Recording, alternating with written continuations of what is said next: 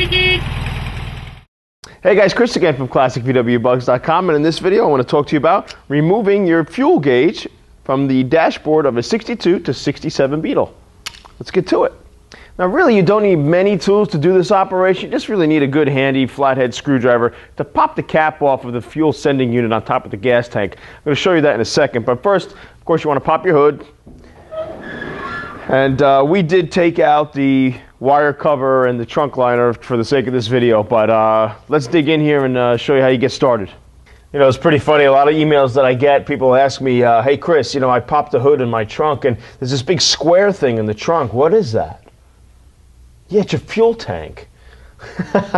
So anyways, here's that cap on the top of the gas tank that covers the fuel sending unit. We first want to pop this off and get under there. Pop. Okay, so as you can see, here's the way it's kind of set up here in the fuel sending unit.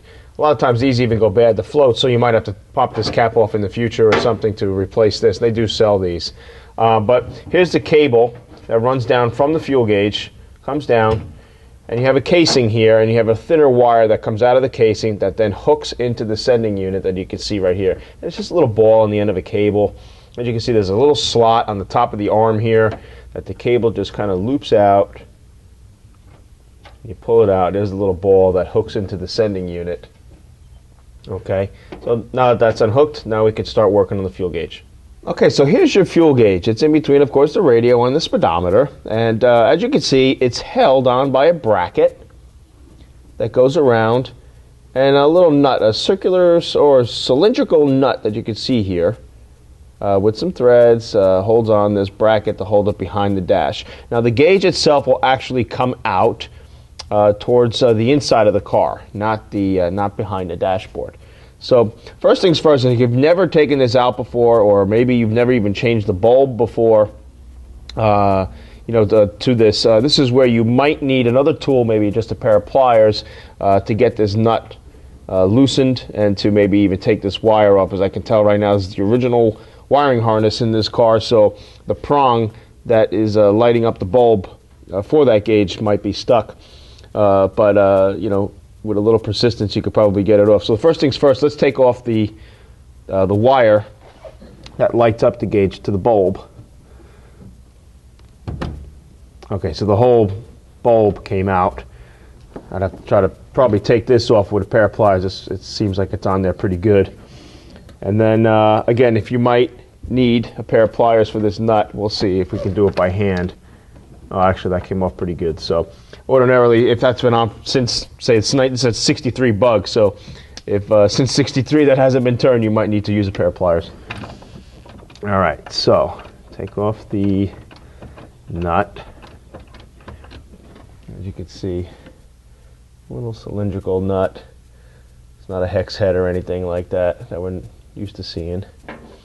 Okay, and then take off the bracket. Okay, here's your bracket. Okay, now we'll go into the car and we can pull the gauge out. Let's just follow our wire though here, the cable that goes down to the tank, and make sure there's nothing getting hung up, but everything looks okay. So let's go inside the car. Okay, so as you can see, the gauge is already starting to come out. Usually got to tilt it forward and just slowly feed the cable out. I don't want to get caught up on anything. Oops. All right, there we go. Gauge is out. Okay, so that was a pretty straightforward operation. Pretty simple to do to take out the gas gauge from your early Beetle dashboards up to 67. Basically, this setup was 62 to 67. They went to the flat tank and they had the fuel sending unit on the tank, the top of it, and the cable goes up to the fuel gauge in the dash, works mechanically with a float in the tank, and that's how you show what level of gas you have.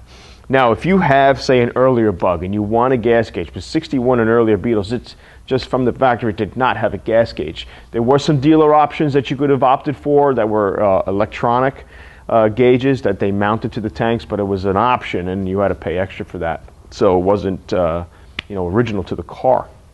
But 61 Beetles was the last year of the no gas gauge, but they did go to the flat style tank. So you can revert pretty easily to that setup, to this setup that we have here in this 63. You get a brand new tank, say from Wolfsburg West or CIP1.com, which I recommend doing that from, if your tank is really rusted out inside. Plus you don't want any particles going through the fuel system, so it's a brand new tank. You get that, they give you a new fuel sending unit, and you can get a good used fuel gauge, or you can buy a brand new reproduction. And so 61 is pretty much very similar setup. 60 and to say 58 to 60, they had the camel hump style gas tank. And you can do this setup. You just have to buy this tank and then put in the gas gauge. And the dash is set up for the gauge, so you're good to go there. But originality then goes away. Some people say that you got rid of the gas, the camel hump style tank, and you went to the flat tank. If you're not too concerned about originality and you're not going to shows and things like that, that's fine. It's more practical, and of course you can read how much fuel you have. So, but yeah, that's just a little brief information right there to give you an idea of what years had what tanks and stuff. So 58 to 60 had the camel hump style tank. 61 went to the flat style tank just like this without a gas gauge. If you have that tank, that's pretty cool. It's a one-year only tank, but you can revert to the late styles. So now let's look at the gauge and see why sometimes you have to take these gauges out. Okay, so here's our gauge. Pretty straightforward. VDO gauges were very common with the Beetles from in this era. A lot of times you might have a rare even clock. I've seen those online, and there's some other manufacturers did make a gauge, but a lot of times people take these out because the needle's just not working correctly anymore. So you got to pull the end of the cable here to see if this is operating right. So let's see, this is working okay. I don't know if you can see that. There you go. I'm pulling the cable. So that's pretty good. But sometimes this cable in here breaks. It's very thin. There's not much to this cable. Or maybe the ball comes off, breaks off on the sending unit. So there might be just some binding that's going on inside the cable, so you can actually squirt some WD-40 down into the cable so that it lubes it up a little bit better so this moves more freely. Now, a lot of times I will put in the replacement gauge, fill up the tank, and a lot of times the needle will not go maybe all the way to the end, or it goes too far to show the full part of the gauge. So behind the gauge here, below the bracket area, there's another little adjuster nut right here. So what I normally do is when I know I got to probably adjust this and get the needle to point right, I bring a screwdriver with me or a pair of pliers to the the gas station, fill up the tank to the top, and then basically take a look at the gauge. And if the gauge is not reading right, maybe it's reading to there on full.